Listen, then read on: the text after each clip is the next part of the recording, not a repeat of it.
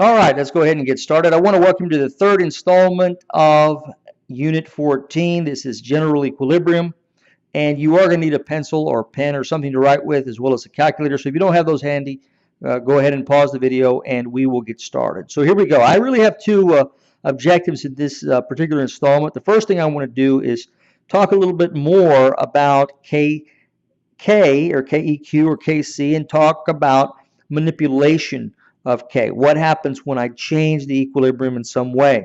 The second thing I want to do is I want to introduce to you a concept known as Rice tables. It's kind of an accounting system for keeping track of concentrations just before and after equilibrium has been established. So let's go. Here we go. It says calculate Kc for the reaction of N2 gas plus O2 gas in equilibrium with 2 moles of NO gas, right? So notice that I don't have any solids or liquids involved here. We said that those are not going to be included in the equilibrium expression for Kc, so we don't have to worry about that. Now, they're telling me that the equilibrium is this one right here. It's 1/2 N2 gas plus 1/2 O2, also a gas, in equilibrium with NO gas. And that the Kc for this is 1.3 times 10 to the fourth. So that is the equilibrium constant for that right there. And by the way, I'm going to ask you this question. For this given K, is the forward or the reverse reaction favored? Let me just pause just a minute to give you some time to think about that. For this equilibrium expression, my question to you is the forward or the reverse reaction favored? Well, the number for K is bigger than 1. In fact, it's quite a bit bigger than 1. In other words, if K is larger than 1, the forward reaction is going to be favored, isn't it? So in this case, the forward reaction would be favored. All right, so that's that. That's just kind of a little checkup for us. Now, it says this. We multiply by 2 to get from the first to the second reaction. So we've been given the information for one equation, or one equilibrium, and we're asked about a second one, right? And so let me briefly just go back there. Again, if this one right here, right, we want to know if this one right here has a K of 1.3 times 10 to the fourth, the question is, what is the Kc for this one right here? Well, what's the relationship? Well, the relationship is going from here to here, from this equation to this equation, I'm doubling, am I not? I'm doubling the reaction, right? And therefore, what I'm going to do to the K is I'm going to square it, right? I'm going to square that K. So that's what I've done. I've taken the old K, which was 1.3 times 10 to the fourth, square it. Here's my new K, and that's how I derive the new K for this new equation that has been doubled. All right? So hopefully that gets you squared away with manipulation of K's when we change or modify the equilibrium. All right, I want to now introduce you to something called Rice tables. And Rice tables are actually pretty neat because of the fact that they're a kind of an organized way of keeping track of a lot of information. All right, and so we are mainly interested when we use Rice tables in keeping track of concentrations or pressures. You can use pressures as well, but for the most part we'll use concentrations both before and after the equilibrium has been established, right? So let's take a look at this problem. It says a 1 liter container holds 1.06 moles of H2 and 1.57 moles of carbon monoxide at a temperature of 162 degrees Celsius. Okay. Now, the first thing to note is this. They're not giving me the concentrations. So I'm just going to do a quick calculation, and it's going to be extraordinarily easy because of the fact that I'm told that I've got a 1 liter container. Well, if you've got 1.06 moles of H2 in a 1 liter container, well, that's 1.06 molar. Molarity is moles per liter. Likewise, 1.57 moles of carbon monoxide, that's 1.57 molar, right? So they're telling me the concentrations. Now, that's not at equilibrium, however. That's before equilibrium has been established, and I'll have to keep track of that. It says at this temperature, the following reaction occurs. So here it is. It's 2H2 plus carbon monoxide gas in equilibrium with CH3OH. There should be an equilibrium sign that should go both ways, okay?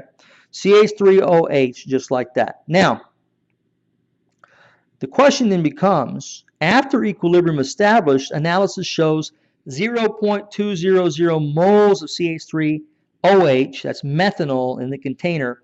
We're to calculate the carbon monoxide concentration at equilibrium, the H2 concentration at equilibrium, and the Kc.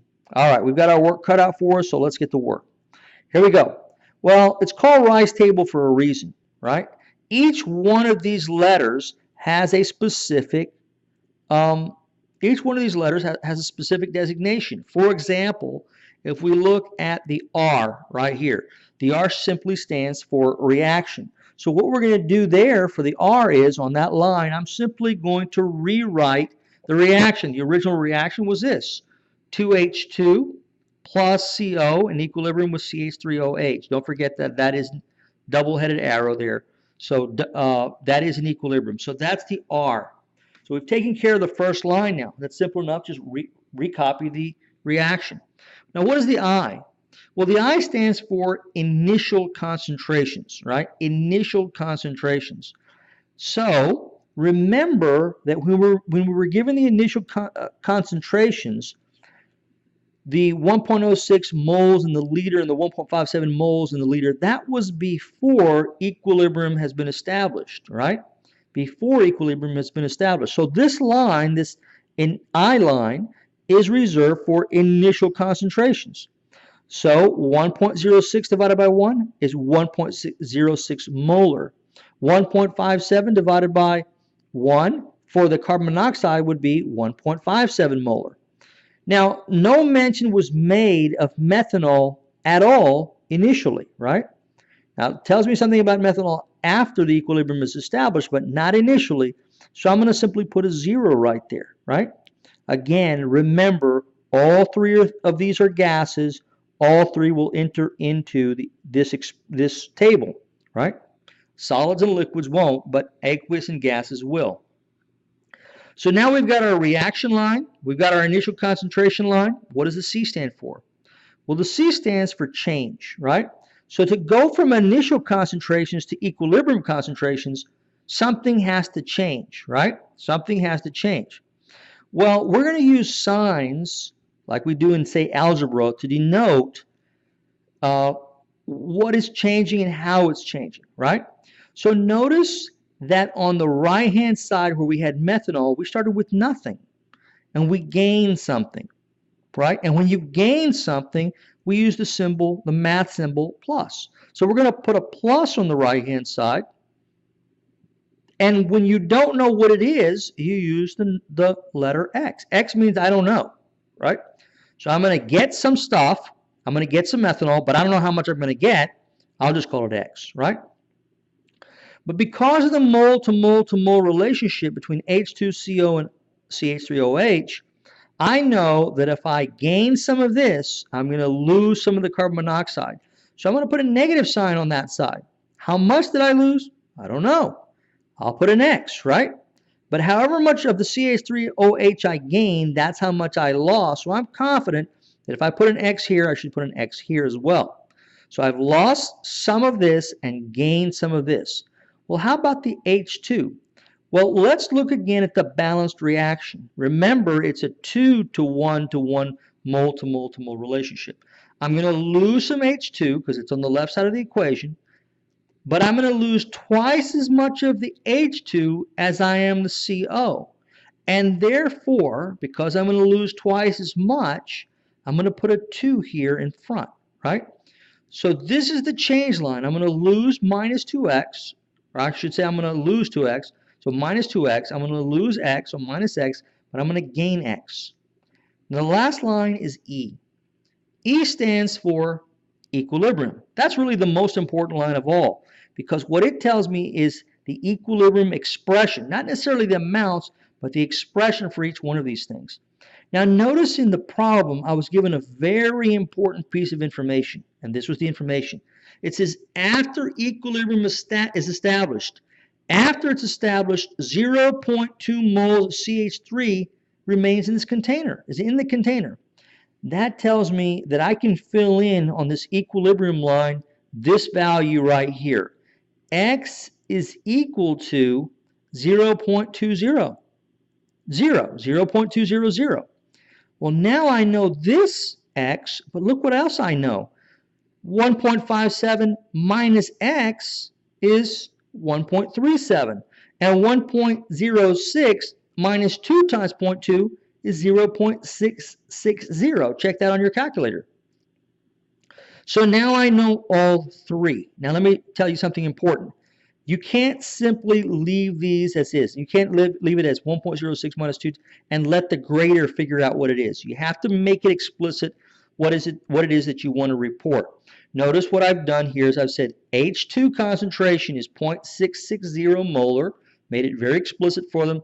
CO2 or COO, carbon monoxide, is 1.37 molar, and CH3OH, they gave it to me, I'll give it right back to them, it's 0.20 molar. So now I've got the concentrations that I was asked for.